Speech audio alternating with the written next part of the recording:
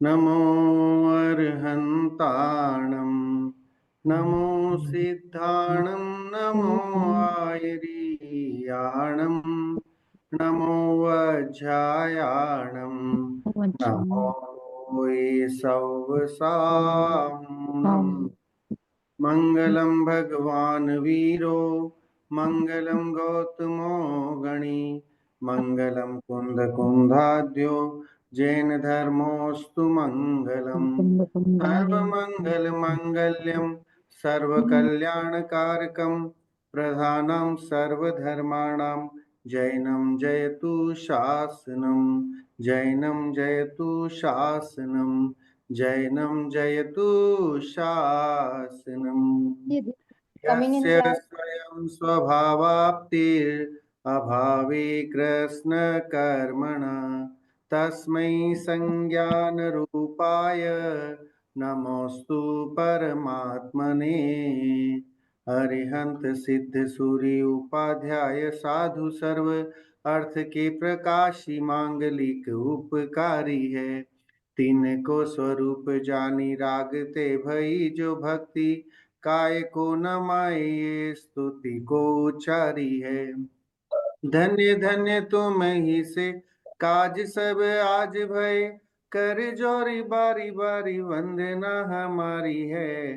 मंगल कल्याण सुख ऐसो हम चाहत हैं हो मेरी ऐसी दशा जैसी तुम धारी है। हो मेरी ऐसी दशा जैसी तुम धारी है। यह इष्टोपदेश जी ग्रंथ है जिस पर आचार्य पूज्यपाद विरचित यह ग्रंथ है जिस पर अपनी चर्चा चल रही है।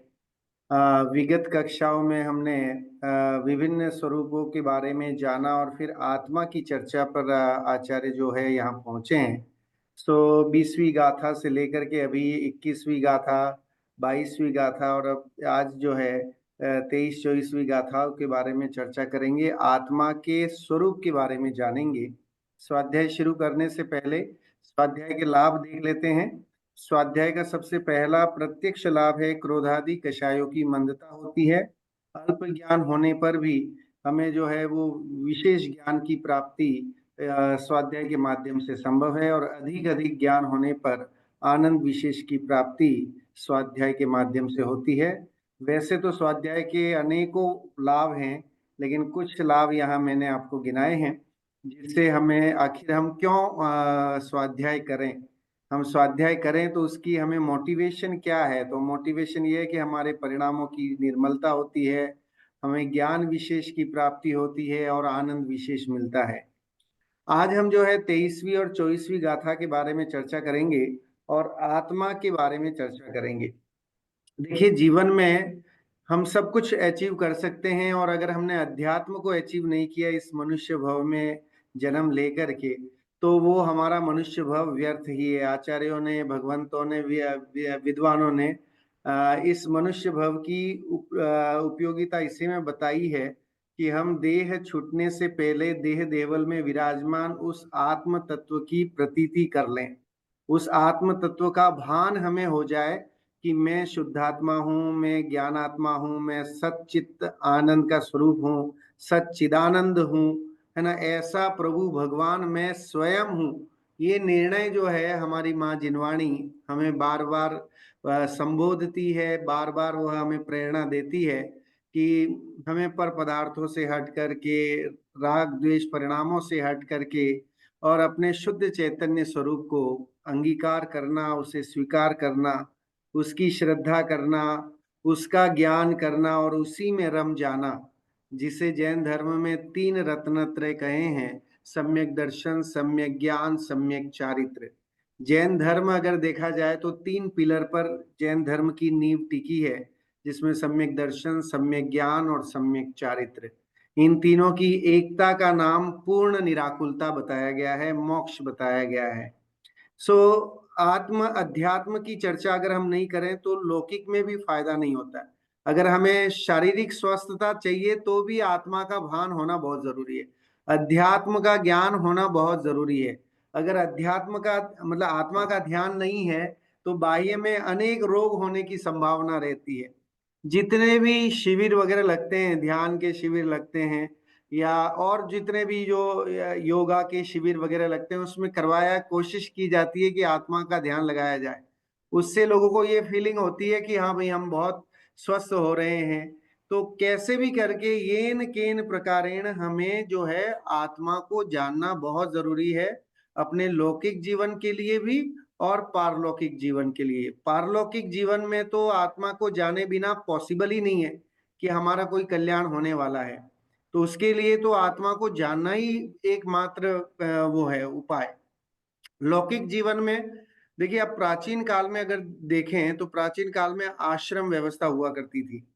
और आश्रम व्यवस्था में उस समय एजुकेशन सिस्टम इतना सॉलिड और गजब का था कि कोई भी विद्यार्थी अगर आश्रम में प्रवेश लेता था तो उसे ये नियम था कि सब कुछ पढ़ ले, लेकिन साथ में उसे आध्यात्मिक विद्या पढ़ना कंपलसरी होता था। उसे अपनी आत्मा के बारे में जानना बहुत जरूरी है। उसने धनुर्विद्या सीख ली, उसने लड़ाई का सीख लिया, उसने अकाउंटेंसी सीख ली, है ना, वाणिज्य विद्या सीख ली, सब सीख ली, लेकिन अगर उसने अपने बारे में नहीं सीखा, अपनी आत्मा के बारे में ज्ञान नहीं किया, तो उसका सारा ज्ञान बेकार है।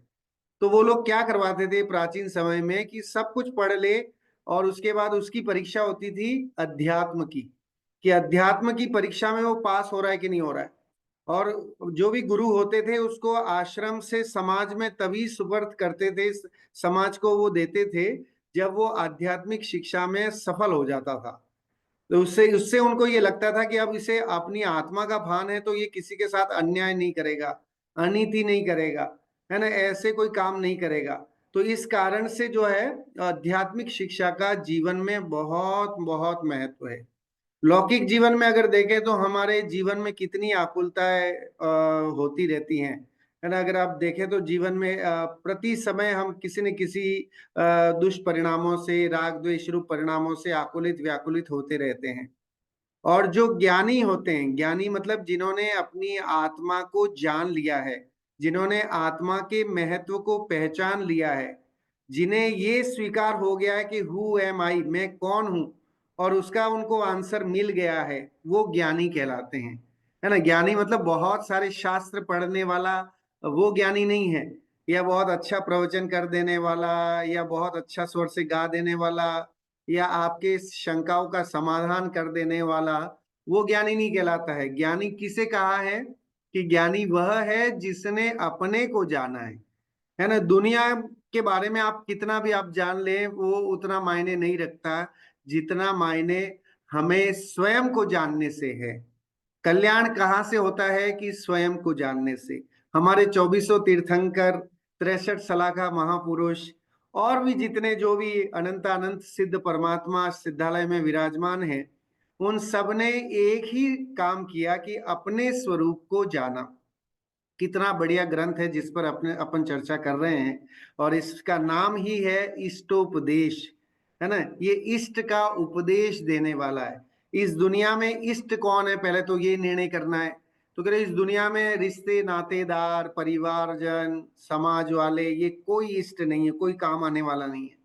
सिर्फ और सिर्फ इष्ट अगर कोई है तो वो मेरा शुद्धात्मा है, मेरी आत्मा है ना। मैं अपनी आत्मा को सुधारूंगा तो मुझे उससे फायदा होने वाला है। मैं दूसरों की आत्मा के बारे में चर्चा करूं और दूसरों को सुधारने का प्रयास करूं तो कभी भी मेरा काम होने वाला नहीं है। सो इसलिए यहाँ आत्मा की बात की जा रही है। आत्मा कैसा है, आत्मा का अनुभव क्यों करना चाहिए, आचार्य शिष्य के माध्यम से प्रश्न खड़ा करके और फिर उसका जो है वो अच्छे लयबद्ध इन श्लोकों के माध्यम से उस शंकाओं का समाधान जो है यहाँ पर करते हैं। पढ़ते हैं आज 23वीं गाथा, बहुत ही मजेदार गाथा है, जीवन में, हमारे जीवन में समझने लायक। और इससे आज हम निर्णय कर सकते हैं कि हमें हमारे लिए कौन बेनिफिशियल है ना। हमारे लिए बेनिफिशियल सहयोग, हमारे किसके साथ सहयोग हमारा उपयोगी होगा, हमारे लिए लाभप्रद होगा, हमें फायदा पहुंचाएगा, हम किसके साथ रहें तो हमारा बेड़ा पार होने वाला है। सो उसकी चर्चा, उसका निर्धारण आज हम इस 23वीं गाथा के माध्यम से यहाँ पर करते हैं। देखिए प्रश्न है, आत्मोपासनया किमिति अथाह शिष्य। फिर शिष्य पूछता है, भगवान आत्मा, ये जो आत्मा की चर्चा आप कर रहे हो, तो कह रहे आत्मा की उपासना का प्रयोजन क्या है, अर्थात आत्मा की सेवा से क्या मतलब सिद्ध होता है। आप आत्मा की बात कर रहे हैं, क्योंकि विचारवानों की प्रवृत्ति तो फल ज्ञान पूर्वक होती है। सो उसका यहाँ जवाब देते हैं यह कि आत्मा का आप कह रहे हैं कि आत्मा का, या जिन्होंने आत्मा को जान लिया है या आत्म सिद्धि कर ली है, तो आत्मा की सेवा से मतलब क्या है, क्या आप बताना चाह रहे हैं, उसकी चर्चा यहाँ पर करते हैं।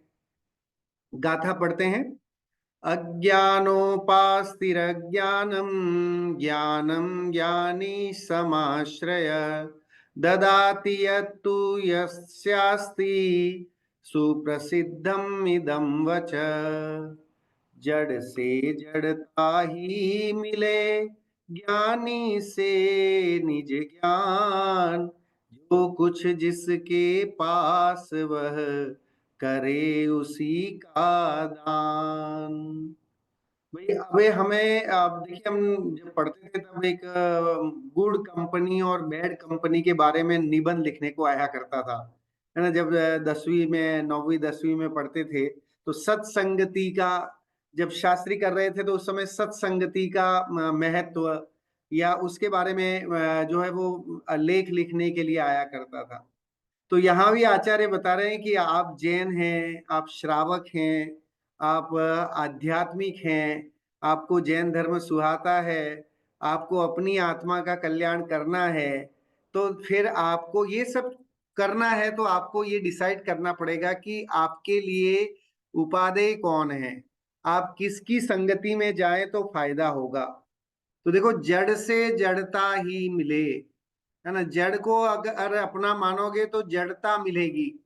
ज्ञानी से निज ज्ञान, और ज्ञानी को अपना मानोगे, ज्ञानी से प्रेम प्रीति रखोगे, तो ज्ञान की प्राप्ति होगी। आप वैसे नॉर्मल अपन देख लें, शरीर को अपना मानेंगे तो क्या मिलेगा, सुख मिलेगा क्या। तो कह रहे हैं शरीर को अपना मान के बैठेंगे तो बहिरात्मा बनेंगे, और बहिरात्मा मिथ्यात्व का कारण है, मतलब मिथ्या दर्शन ज्ञान चारित्र की इनकमिंग का कारण अगर कोई है तो वो बहिरात्मपना है। सो है ना, शरीर और आत्मा को एक में एक मानना ये अनंत पाप का कारण है। सो इस कारण से वो सही नहीं है। तो शरीर जड़ है और जड़ से जड़ता ही मिले।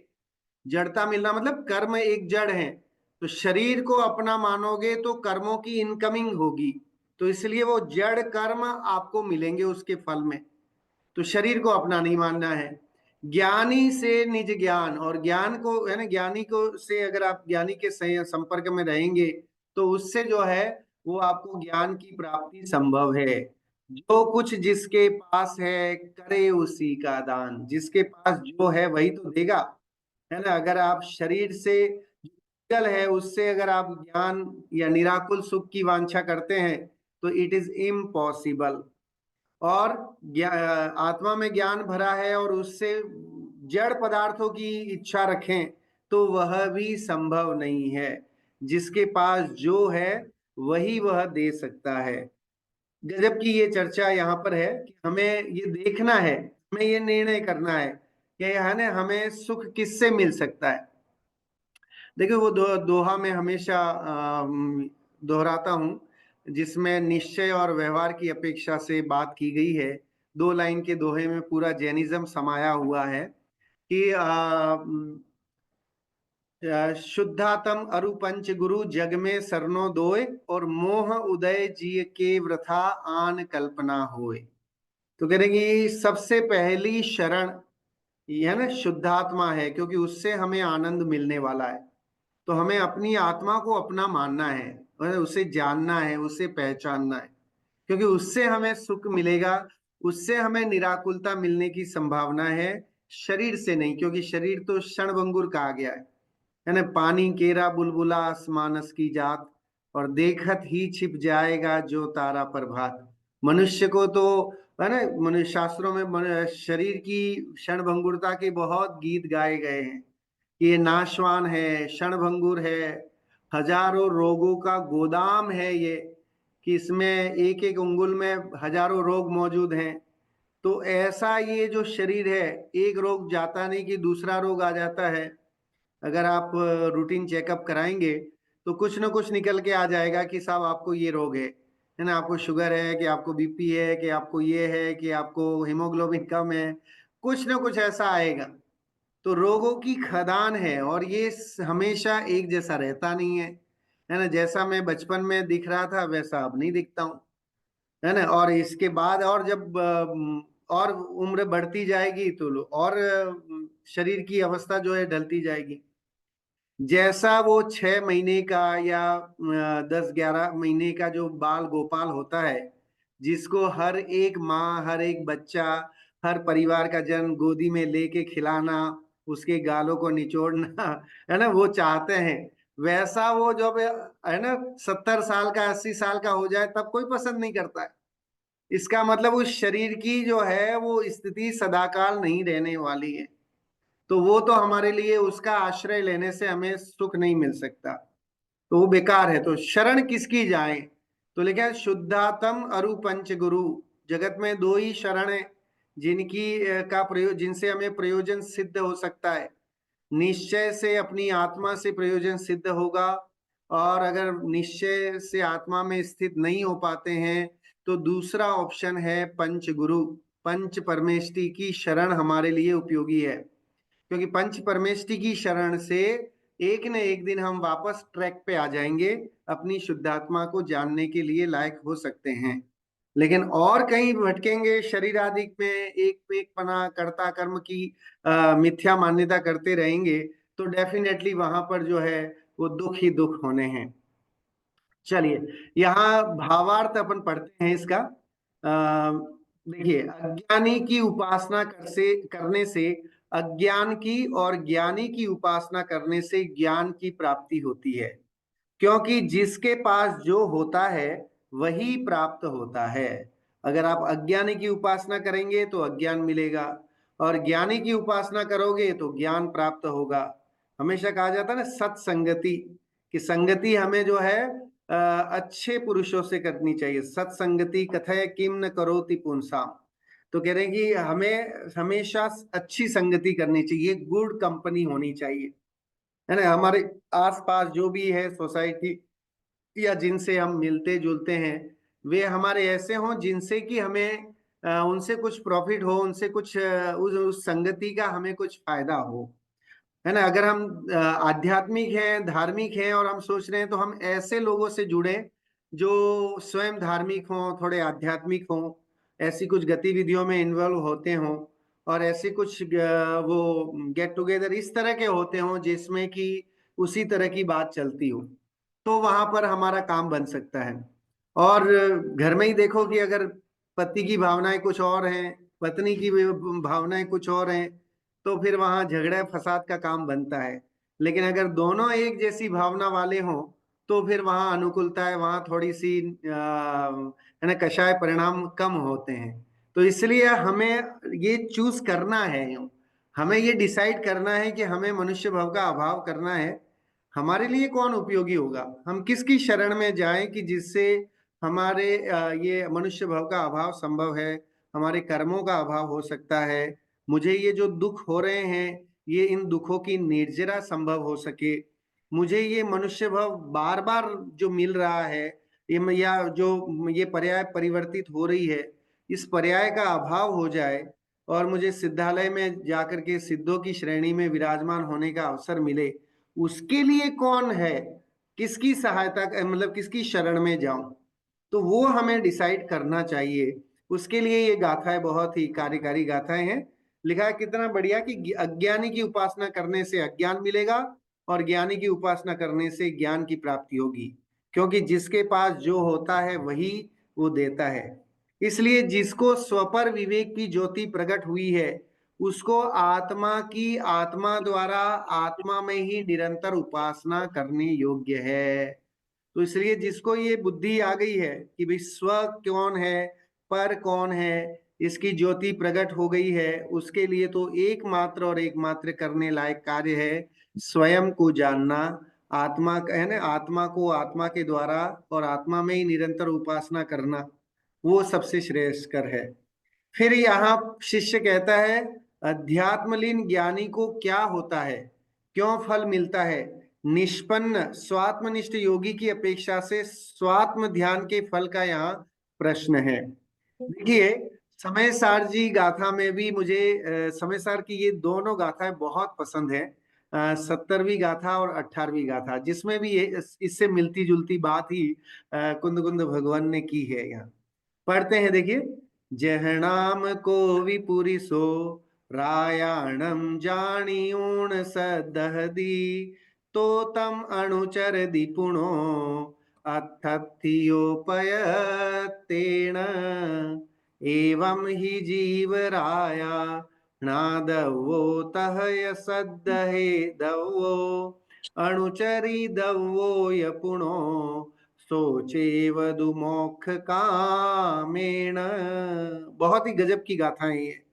यह नृपति है यह जान कर, अर्थार्थी जन श्रद्धा करें, अनुचरण उसका ही करे, अति प्रीति से सेवा करें। यदि मोक्ष की है कामना तो जीवन नृप को जानिए, अति प्रीति से अनुचरण करिए, प्रीति से पहचानिए। इसमें सॉल्यूशन बता दिया है। अध्यात्म का और कोई ग्रंथ पढ़ने की जरूरत ही नहीं है, अगर इसका सार हमारे भाव समझ में आ जाए तो। तो आप देखिए यहाँ करके, जिस प्रकार कोई धन का अर्थी पुरुष राजा को जानकर उसकी श्रद्धा करता है और फिर उसका प्रयत्न पूर्वक अनुचरण करता है, उसकी लगन से सेवा करता है ना। भाई अब किसी को पैसे की जरूरत है तो वो किसके पास जाएगा? भिखारी के पास तो जाएगा नहीं। किसके पास जाएगा? जिसके जो माला माल ऑलरेडी है, जिसके पास पैसा है उससे ही तो हम उधार मांगते हैं, है ना। अब अगर बैंक से लोन लेते हैं तो बैंक के पास पैसा है तभी तो बैंक लोन देती है। तो ऐसे ही कह रहे हैं कि एक जो निर्धन पुरुष है और वह राजा को, क्योंकि राजा सबसे बड़ा पैसे वाला या अर्थी है ना। धन का अर्थी पुरुष राजा को जानकर उसकी श्रद्धा करता है, फिर वो प्रयत्न करता है, राजा को रिझाने का प्रयत्न करता है, राज दरबार में जाता है, वहां जाके कुछ काम करता है, कुछ कविताएं सुनाता है, कोई ऐसी अनोखी चीज राजा को भेंट करता है, तो राजा बड़ा प्रसन्न हो जाता है। और फिर वो अपने गले की हार निकाल के, है ना, पहले राजा महाराजाओं का इस तरह से हम देखते हैं कि राजा अगर खुश हो जाता था तो वो आधा राज्य दे देता था, या वो कहता था मांगो, तुम्हें जो मांगना है वो मैं देने के लिए तैयार हूं। तो राजा पे डिपेंड करता था कि वो किस तरह से खुश हो। तो कह रहे हैं कि जो धन का अर्थी, जिसे पैसे की जरूरत है, तो राजा को के पास जाकर के और उनको उनका अनुचरण करता है ना। उसी प्रकार मोक्ष के इच्छुक पुरुष को क्या करना चाहिए? अगर हमें मोक्ष चाहिए तो हम किसके पास जाएं? तो मोक्ष जिसके पास है, जो मोक्ष, जिन्होंने मोक्ष को प्राप्त कर लिया है, उसके पास जाएंगे तो हमें फायदा होगा। उसी प्रकार मोक्ष के इच्छुक पुरुष को जीव रूपी राजा को जानना चाहिए। देखिए, तो अपनी जो आत्मा है वो जीव रूपी राजा कहा है यहाँ, तो एवं ही जीव राया, राया मतलब राजा। तो कह रहे हैं कि ऐसे जीवराज की पूजा करो, जीवराज को अपनाओ, तो उससे सुख की प्राप्ति संभव है। और फिर उसका श्रद्धान करना चाहिए। उसके बाद उसी का अनुचरण, मतलब सम्यक चारित्र हो गया, है ना। सम्यक दर्शन, सम्यक ज्ञान, सम्यक चारित्र आत्मा की ही ओर से घटाया गया है, अर्थात अनुभव के द्वारा उसमें तन्मय हो जाना चाहिए। सो ये दोनों गाथाएं, समयसार की गाथा भी और इष्टोपदेश की गाथाएं, ये दोनों मिलती जुलती गाथाएं थी, इसलिए मैंने यहाँ कोटेट किया। और मुझे ये दोनों गाथाएं बहुत पसंद है। जब कभी भी मौका मिलता है तो मैं इस पे ही व्याख्यान करना पसंद भी करता हूँ। अब देखिए, यहाँ पर ये एक छोटी सी कहानी है इसी बात को स्पष्ट करने के लिए। देखिए, यहाँ कहानी पढ़ते हैं। दो मित्रों की कहानी है, एक तोता है और एक उल्लू है। तो एक जंगल में तोता और उल्लू रहते थे और दोनों अच्छे दोस्त थे, पर दोनों की सोच बहुत अलग अलग थी। अब ये आया ना कि भाई हमें सत्संगति और कैसे करनी, किसके साथ संगति करें। तो संगति का निर्णय करना बहुत जरूरी है। मतलब जिसने जीवन में अच्छे मित्रों का, अच्छे सहयोग चूज कर लिया, वही जीवन में सुखी रह सकता है, वही सफल हो सकता है। और जिसने मित्र के चुनाव में भी गड़बड़ कर दी है ना, परिवार सामाजिक लोगों के चुनाव में भी गड़बड़ की, तो वो डेफिनेटली वो बहुत दुखी रहता है। तो दोनों अच्छे दोस्त थे, पर दोनों की सोच बहुत अलग थी। तोता रोज सुबह उठता, साफ सुथरी बातें करता, मीठे शब्द बोलता और सबको ज्ञान की बातें करता था। सो तोता थोड़ा पॉजिटिव है, अच्छा व्यक्ति है, तो वो हमेशा अच्छी अच्छी बातें करता है। वैसे भी तोता मीठी बात बोलता है, तोता की बात सबको अच्छी लगती है। उल्लू दिन भर सोता रहता, रात को जागता और हमेशा डरावनी बातें करता रहता था। ठीक है, कुछ मत करो, सब बेकार है ना। एक दिन एक नन्हा खरगोश जंगल में आया, है ना, जंगल में आ गया और वहां जंगल में गुम हो गया। वह घबरा गया और बोला, अब क्या करूं, किससे पूछूं। वह सबसे पहले उल्लू के पास गया। उल्लू बोला, तू कहीं नहीं जा सकता, जंगल बहुत खतरनाक है, तू कभी घर पहुंच ही नहीं पाएगा। नेगेटिविटी होती है, कई लोग ऐसे होते हैं हमारे समाज में, हमारे अड़ोस पड़ोस में, हमारे मित्र पक्ष में, हमारे कलीग्स में, है ना। कुछ ऐसे होते हैं जो एक उल्लू की प्रकृति वाले होते हैं। आप कुछ कहते नहीं है कि नेगेटिविटी चालू हो जाती है। अगर आप उससे कुछ पूछने जाएंगे, बिजनेस बिजनेस का प्लान पूछने जाएंगे, या और कोई ऐसी चीज पूछने जाएंगे, आपको यात्रा करने की कोई बात हो और आप पूछेंगे तो नहीं नहीं साहब, उस समय तो जाओ ही मत, है ना, वो समय तो बहुत खराब मौसम होता है, कीड़े मकोड़े होते हैं, ऐसे होते हैं, वैसे होते हैं। और इस तरह से आपकी नेगेटिविटी आपके दिमाग में इतना भर देंगे कि आप जो है वो सोचने को बाध्य हो जाते हो और वो काम नहीं कर पाते। सो उल्लू ने उसको बहुत भटका दिया बेचारे खरगोश को। सो अब क्या करूं, किससे पूछूं, तो वह सबसे पहले उल्लू के पास जाता है। खरगोश डर गया और रोने लगा। फिर वह तोते के पास गया। तोता जो थोड़ा पॉजिटिव वाला था, तो उसने बोला कि डर मत, है ना, मैं तुझे रास्ता बताता हूं, पहले गहरी सांस ले, फिर मेरी बात ध्यान से सुन, सूर्य की दिशा को देख और नदी के किनारे किनारे चलता चल, तुझे रास्ता मिल जाएगा। जहां, है ना, एंड होगा, वहां जाके तुझे कोई गांव शहर जहां तुम्हें जाना है, अपना घर, वो घर तुम्हें मिल जाएगा। खरगोश ने वही किया और कुछ ही देर में वह अपने घर पहुंच गया। इस कहानी से, छोटी सी कहानी से हमें ये सीख लेनी है कि अगर हम ज्ञानी की शरण में जाएंगे तो हमें ज्ञान मिलेगा, हमारे अज्ञानता दूर होगी और हमें सद्मार्ग मिल सकता है। इन फ्यूचर, इमीडिएट तो नहीं मिलेगा लेकिन मिल सकता है, मिलने की संभावनाएं हैं। लेकिन अज्ञानी की शरण में जाने पर, रागी द्वेषी की शरण में जाने पर, तो हमें वहां राग ही मिलने वाला है, वहां अज्ञान ही प्राप्त होने वाला है। वो हमारे संसार के भवों को और बढ़ाने वाला है। इसलिए जो है वो कहा जाता है ना, वीत रागता की पोषक ही जिनवाणी कहलाती है, यह है ना, हमको सच्चा ज्ञान कराती है, ऐसा करके है। तो देखिए यहाँ पर भी जिनवाणी हमारे लिए श्रेयस्कर है, क्योंकि वो वीतरागता की बात करती है। पंच परमेष्टि श्रेयस्कर हैं, क्योंकि वे वीतरागी हैं, वे स्वयं वीतरागी हैं, वीतरागता के मार्ग पर चल रहे हैं और एक न एक दिन वो पूर्ण सुखी हो जाएंगे।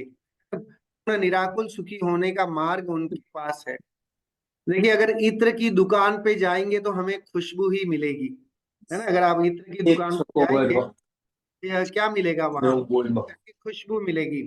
और अगर कोयले की दुकान पे जाओगे तो क्या मिलेगा, जैसे आप कह रहे हैं कि कोयला मिलेगा, काला कालापन मिलेगा और वहां कालिक ही कालिक होगी। डिपेंड करना है, चॉइस इज योर्स, है ना, हमारी चॉइस क्या होनी चाहिए वो यहाँ पर दिखाया है। उसी तरह ज्ञानी से ज्ञान मिलेगा और अज्ञानी से सिवाय सिर्फ भ्रम के और कुछ नहीं मिलने वाला है। तो हमें डिसाइड करना है कि भाई हम किसकी शरण में जाएं, कौन। देखिए, सच्चा गुरु का निर्णय नहीं कर पाया। सबसे पहले हमारा जैन धर्म जो है वो परीक्षा प्रधानी धर्म कहलाता है। हमारे आचार्य जो भगवंत हैं वो सब परीक्षा प्रधानी थे।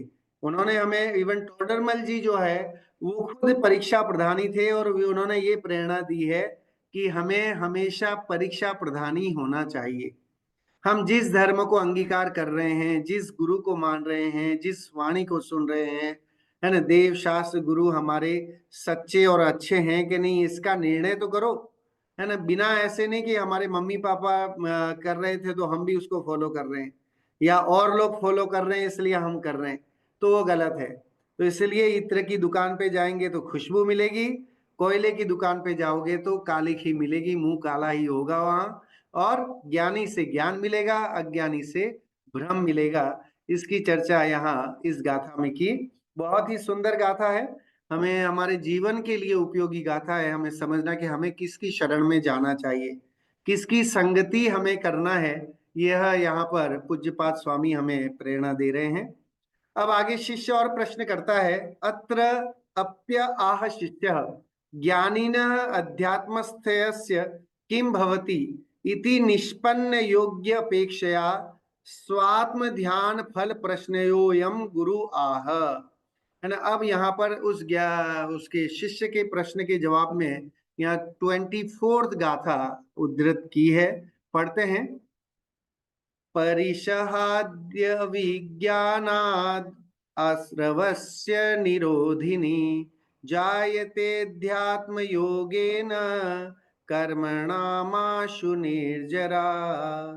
निज में निज को चिंतवे टले परिषह लक्ष्य हो आश्रव अवरोध अरु जागे निर्जर का। हिंदी पद्यानुवाद से समझ में आ जाएगा। निज में निज को चिंतवे, जो जीव, जो श्रावक, जो आध्यात्मिक पुरुष निज में निज का चिंतन करते हैं, तले परिशह लक्ष्य, और परिशह की को छोड़ करके, है ना, परिशह का त्याग करके, परिशह के बारे में चिंतन नहीं करके जो आत्मा का चिंतन करने में मस्त हैं, उनके ही आश्रव का अवरोध होता है, आश्रव और बंध का निरोध हो जाता है, और जागे निर्जर कक्ष, और उनके ही निर्जरा होती है। निर्जरा किसके होती है?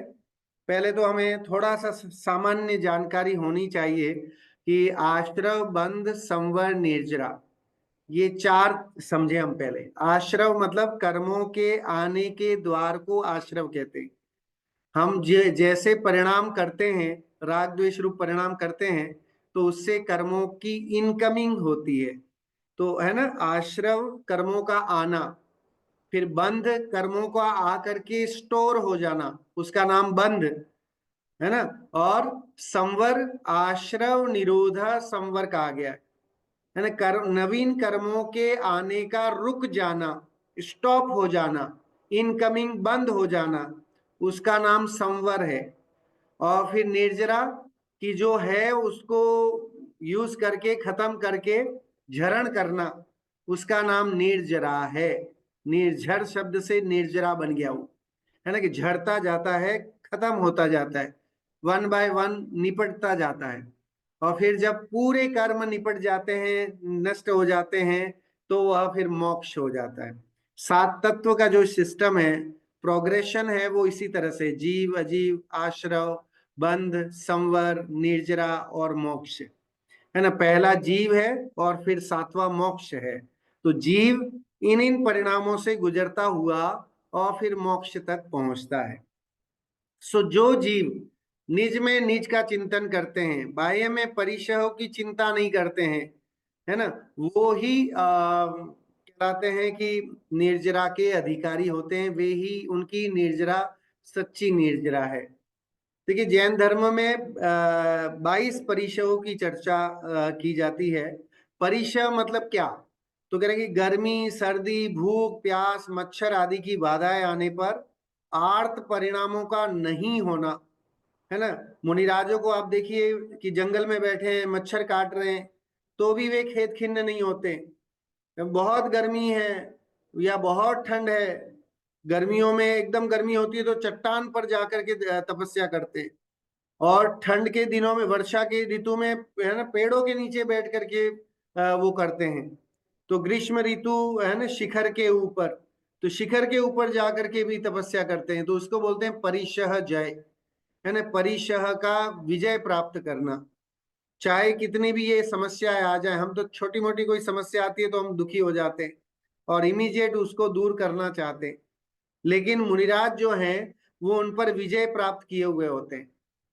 तो सर्दी हो, गर्मी हो, भूख लग रही हो, प्यास हो, मच्छर काट रहे हो, या आसन कठोर हो, है ना, ये सारे इसमें 22 तरह के ये गिनाए हुए हैं जो स्क्रीन पे आपको दिख रहा है। क्षुधा, तृषा, शीत, उष्ण, दशमशक, नग्नता, अरति, स्त्रीचर्या, निषद्या, शय्या, आक्रोश, वध, याचना, अलाभ, रोग, तृण स्पर्श, मल, सत्कार, पुरस्कार, है ना, ये भी परिचय है। कोई आपकी तारीफ करे, कोई आपका अपमान करे।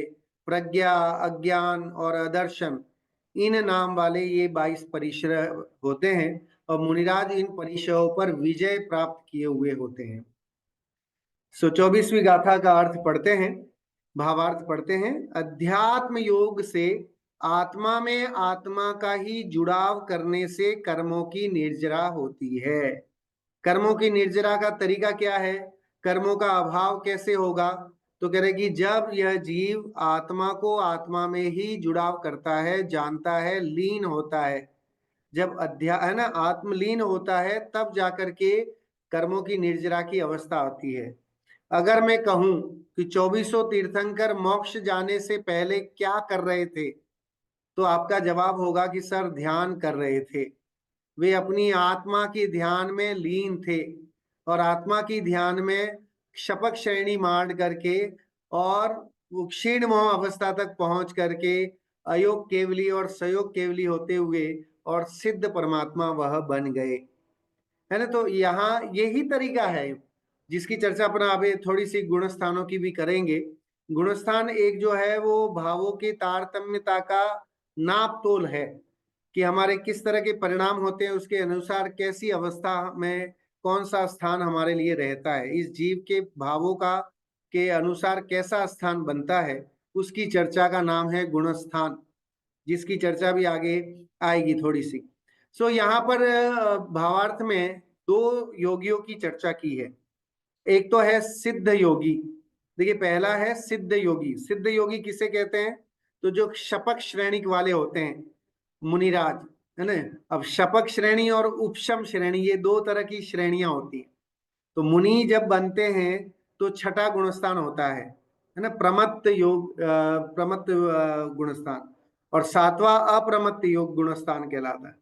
तो मुनिराज जब मुनि अवस्था में होते हैं तो छठे गुणस्थान में होते हैं, और छठवें गुणस्थान से फिर दो रास्ते कट जाते हैं एक तरह से समझने के लिए। एक होता है उपशम श्रेणी का और एक होता है शपथ श्रेणी का। शपथ श्रेणी वाला वापस नीचे नहीं गिरता, उसका गुणस्थान गिरता नहीं है, और वो नियम से आगे जा करके और फिर मुक्ति की प्राप्ति करता है।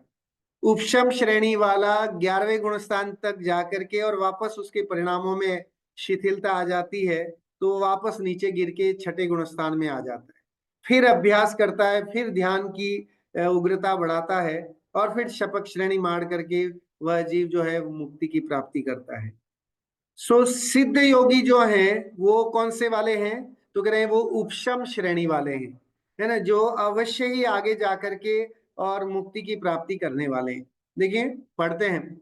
सिद्ध योगी अर्थात जो उस भाव से ही मुक्ति को प्राप्त करने वाले हैं, है ना, उसी भाव से उनको मोक्ष की प्राप्ति होगी।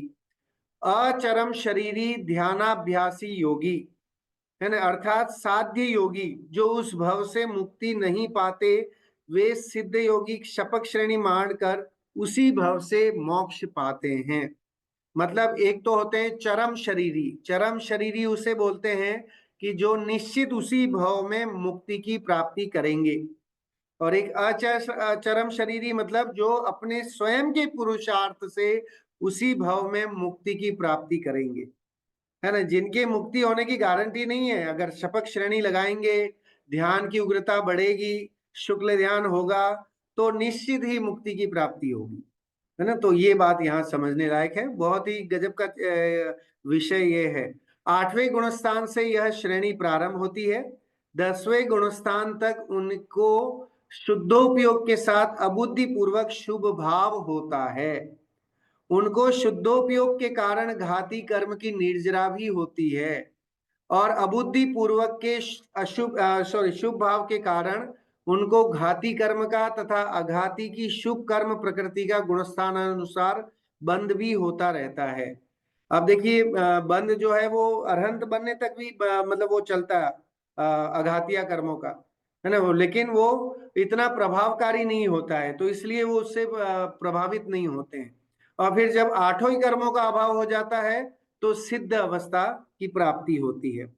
अरहंत अवस्था में चार घाती कर्मों का अभाव होता है, और जब सिद्ध बनते हैं तो आठों ही जो चार अघातीय कर्म बचते हैं उसका भी अभाव करके और सिद्ध बनने की प्रक्रिया शास्त्रों में बताई गई है। वीतरागता प्राप्त होने के पश्चात योग से मात्र सातावेदनीय कर्म का आश्रय होता है। उनको 14वें गुणस्थान में कर्मों का संवर परिपूर्ण होता है। ठीक है, 14वां गुणस्थान अयोग केवली गुणस्थान, तो वहां पर जो है वो संवर पूर्ण हो जाता है तथा सर्व कर्मों की निर्जरा 14वें गुणस्थान के अंत में हो जाती है। ठीक है, इस प्रकार सिद्ध योगी की दशा बनती है।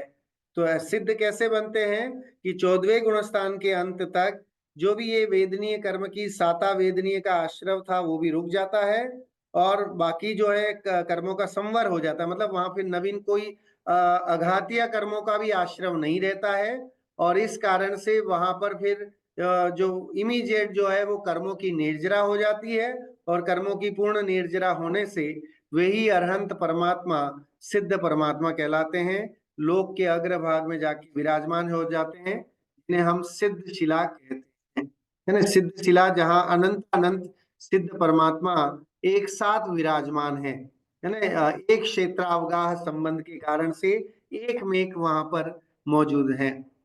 साध्य योगी कौन है? दूसरा साध्य योगी की चर्चा की है कि मुख्य रूप से 7वें गुणस्थानवर्ती मुनि साध्य योगी कहलाते हैं। जब वे निर्विकल्प स्वरूप में लीन होते हैं तब जितने अंश में वितरागता होती है उतने अंश में घाती कर्म का बंध नहीं होता है, परंतु वहां अबुद्धि पूर्वक शुभ भाव होने से उतने अंश में घाती कर्म का तथा साता वेदनी आदि शुभ कर्म का बंध तो होता है, परंतु असाता वेदनी आदि अशुभ कर्म का बंध वहां नहीं होता है। तो इस तरह से साध्य योगी और सिद्ध योगी दो की चर्चा यहाँ पर जो है कि गुणस्थान की चर्चा, क्योंकि थोड़ी बहुत अगर अपन जान ले तो बढ़िया है। 14 गुणस्थान होते हैं। देखिए यहाँ पर स्क्रीन पे आपको दिख रहा होगा, एक चित्र के माध्यम से 14 गुणस्थानों का उपशम श्रेणी और शपक श्रेणी को समझाने का प्रयास किया गया है। जब यह जीव स्वपर का भेद विज्ञान करता है, दैव कर्म भाव कर्म नौ कर्म से भिन्न अपने आप को ज्ञाता दृष्टा चैतन्य रूप अनुभव करता है, तब पहले गुणस्थान से उसके चौथा गुणस्थान होता है। पहला गुणस्थान कौन सा है? देखो नीचे दिया हुआ एक मनुष्य भव सागर में तैर रहा है, तो हमारी कंडीशन अभी वही है, नीचे वो तैरने वाले मनुष्य की भांति हमारी अवस्था अभी वहां है कि हम भव सागर में रुल रहे हैं, भटक रहे हैं, है ना, और अज्ञानता के कारण, क्योंकि हमें ज्ञान नहीं है ना। महाभाग्य से हमें जैन कुल मिल गया, महाभाग्य से मनुष्य कुल मिल गया, महाभाग्य से 5 इंद्रियों की उपलब्धता मिल गई, अतिशय पुण्य से समझ लीजिए कि संगी पंचेंद्रिय पना हो गए, या जैन धर्म मिल गया, सुनने जिनवाणी मिल गई। तो ये उत्तरोत्तर महा महा दुर्लभ है जो हमें मिले हुए हैं, जिसकी हमें कद्र नहीं है, जिसका हमें भान नहीं है। तो वो भव सागर में रुल रहा है, भटक रहा है, तैर रहा है। पहला गुणस्थान है मिथ्यात्व गुणस्थान। मिथ्यात्व गुणस्थान से फिर आगे बढ़ते हैं तो यहाँ पर जो बताया कि जीव अपने ज्ञाता दृष्टा चैतन्य रूप अनुभव करता है आत्मा को, तो सीधे चौथे गुणस्थान में पहुंचता है, अविरत सम्यक दृष्टि गुणस्थान। फिर पांचवा गुणस्थान जो है वो अणुव्रत का है, व्रती श्रावक जो होते हैं उनके लिए पांचवा गुणस्थान। फिर व्रती श्रावक में मुनि बनने का अभ्यास होता है, और फिर बाद में आगे जाके जब अभ्यास अच्छा हो जाता है तो वही जीव जो है वो निर्वस्त्र होकर के जिनेश्वरी दीक्षा धारण कर लेता है, दिगंबर जैन, है ना, मुनिराज बन जाता है। तो परिग्रह रहित होकर के पीछी और कमंडलू और एक शास्त्र, इतना सा परिग्रह जो है वो मुनिराजों के पास रहता है, और वह है छठा गुणस्थान। छठे गुणस्थान के जो मुनिराज होते हैं वो चर्या करना, आहार करना, विहार करना, प्रवचनादि करना, है ना, संघ का संचालन करना, ये सब कार्य उनका उस अवस्था में, छठे गुणस्थान की अवस्था में बताया गया है। सातवें गुणस्थान में कोई ये सारे काम नहीं कर सकता। क्यों? क्योंकि वो जो सातवां गुणस्थान है, अप्रमत्त अवस्था, वह है आत्म ध्यान की अवस्था। मुनिराज जो है अपना अधिक से अधिक समय सामायिक में अपने आत्मा के चिंतन में, आत्म ध्यान में लगाते हैं और प्रयास करते हैं कि अधिक से अधिक समय वो आत्मा के आनंद में मस्त रहें। तो जो आत्म अनुभवन का अवस्था है वो सातवां गुणस्थान है। और फिर आठवें गुणस्थान से जो है वो उपशम श्रेणी और शपक श्रेणी का अंतर पड़ जाता है। तो वहां अनिवृत्तिकरण, सूक्ष्म सांप्राय, उपशांत मोह, ये 11वां गुणस्थान है। तो जो 11वें पे जाता है वह नियम से जो है वो गिरता है। तो एक मुनिराज को ऐसे उल्टा दिखाया हुआ है, तो उनकी श्रेणी को गिरते हुए दिखाया गया है। और जो 10वें से सीधे 12वें में जाता है, 11वें में नहीं जाता है, और क्षीण मोह गुणस्थान को प्राप्त करता है, वो आगे जाके सयोग केवली और अयोग केवली अवस्था को अंगीकार करके और सिद्ध शिला में पहुंच जाता है। इस तरह का ये गुणस्थानों का सामान्य विवेचन। और साथ में इन दोनों गाथाओं का सार जो है हमें ये बताता है कि जीवन में करने लायक अगर कोई कार्य है तो हु एम आई, मैं कौन हूं, इसको जानना, इसको पहचानना और उसमें लीन होना ही है, जिसे हम सम्यक दर्शन, सम्यक ज्ञान और सम्यक चारित्र कहते हैं। सो इधर आत्मा को जाने या फिर हम सम्यक सात तत्व का श्रद्धान करें, है ना। काम अभिना भाव है, वो दोनों ही बात एक ही है। तो या तो वो तत्व श्रद्धान होना चाहिए, सात तत्वों का सच्चा श्रद्धान हो जाए इस भाव में, या अपने आपा पर का श्रद्धान हो जाए, है ना। आपा पर का श्रद्धान कहें या सात तत्व का श्रद्धान कहें, बात एक ही है। तो वो हमें हो जाए तो हमारे इस स्वाध्याय का फल, इस मनुष्य भव में जन्म लेने का और जिनवाणी के समागम का, है ना, विवेक जागृत होने का ये जो अवसर हमें मिला है, वो अवसर हमारा सार्थक हो सकता है। बहुत ही सुंदर गाथाएं हैं, एक के बाद एक बहुत अच्छी गाथाएं आ रही हैं। और मुझे तो बड़ा आनंद आ रहा है जब मैं इन गाथाओं को पढ़ता हूँ। इसका थोड़ी सी पहले से तैयारी करता हूँ, और जब मैं उन गाथाओं को पढ़ता हूँ तो विचार भी करता हूँ कि मैं क्या अच्छा इसमें जो है प्रतिपादित कर सकूं। तो जितना मैं उसमें और ढूंढने की कोशिश करता हूँ, समझता हूँ, तो मुझे उतना ही आनंद और आता है। तो बहुत ही अच्छी गाथाएं हैं, इसको हमें बार बार दोहरानी चाहिए। जब अवसर मिले इन गाथाओं का पाठ यूट्यूब से या कहीं से निकाल के अपने पास रखें और इसे जरूर करें और इसको समझें और अपनी आत्मा का कल्याण करें। इसी मंगल भावना के साथ बात को विराम करता हूँ। जिनवाणी स्तुति के लिए सभी लोग खड़े हो जाएंगे। जिनवाणी स्तुति।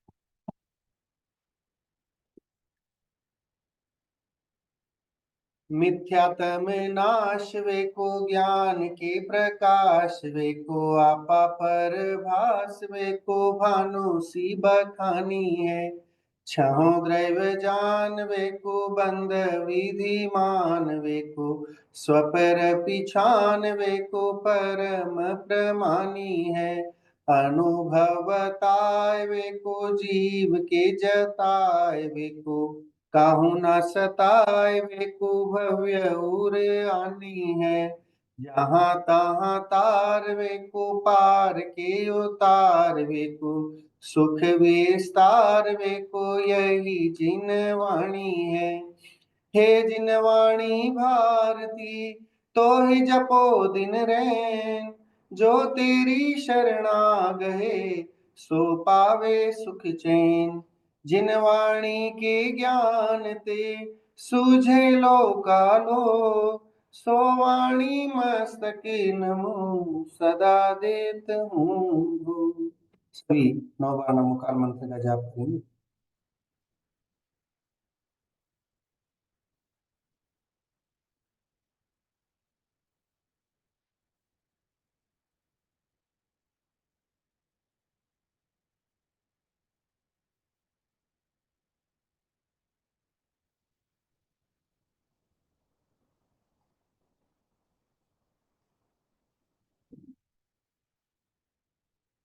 बोली द्वादशांग जिनवाणी मात की जय हो। बोली महान जैन धर्म की जय हो। बोली समस्त वितरागी संतों की जय हो। जय जिनेन्द्र।